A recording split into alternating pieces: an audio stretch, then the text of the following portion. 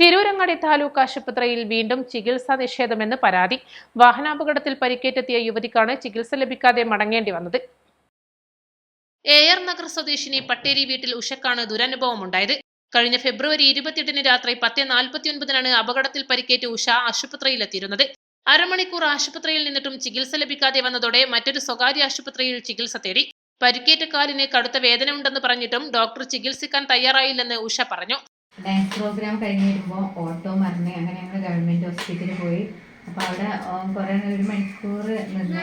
അപ്പോൾ ഡോക്ടർ നോക്കാൻ വന്നില്ല, വേദന സഹിച്ച് ഇരിക്കുകയായിരുന്നു. അപ്പോൾ സിസ്റ്ററോട് പറയുന്നുണ്ട് ഒന്ന് ഡോക്ടറോട് നോക്കാൻ വരാന്. അപ്പോൾ ഡോക്ടർ വന്നില്ല. അപ്പോൾ ഇവർ പറഞ്ഞു നമുക്ക് വേറെ ഹോസ്പിറ്റലിൽ പോവാം. അങ്ങനെ വേറെ ഹോസ്പിറ്റലിൽ പോയി. കാലില് ബ്ലഡ് വന്നിരുന്നു. പിന്നെ നല്ല വേദന സഹിച്ചിട്ടാണ് അവിടെ നിന്നത്. സിസ്റ്ററോട് കുറെ പറഞ്ഞേ, ഇവരിങ്ങനെ പറയുന്നുണ്ട് ഡോക്ടറെ വിളിക്കുന്നു. അപ്പൊ സിസ്റ്റർ ഇപ്പൊ വരും പറഞ്ഞ അങ്ങനെ കുറെ നേരം അവിടെ നിന്നിട്ടാണ് പിന്നെ വേറെ ഹോസ്പിറ്റലിൽ പോയത്. അത്യാഹിത വിഭാഗത്തിലേക്കാണ് ഉഷ എത്തിയിരുന്നത്. വിഷയം പരിശോധിക്കുമെന്ന് ആശുപത്രി സൂപ്രണ്ട് പറഞ്ഞു. East live, Tirurangadi.